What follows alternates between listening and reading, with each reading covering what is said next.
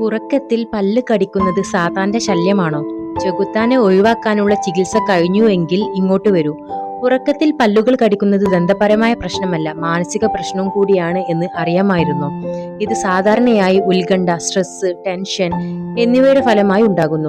നിങ്ങൾ ഉറങ്ങുമ്പോൾ നിങ്ങളുടെ മനസ്സ് സംസാരിക്കുന്ന ഒരവസ്ഥയാണിത്. നമ്മൾ ഉറങ്ങുമ്പോഴും തലച്ചോറ് ജാഗ്രത പാലിക്കുന്നത് തുടരുന്നു. ഇത് താടിയെല്ലുകളുടെ പേശികളെ മുറുക്കി പിടിക്കാൻ കാരണമാകുന്നു. ഇത് തലവേദന, പല്ലുകൾക്ക് പ്രശ്നം, മോശം ഉറക്കം എന്നിവയിലേക്ക് നയിക്കാം.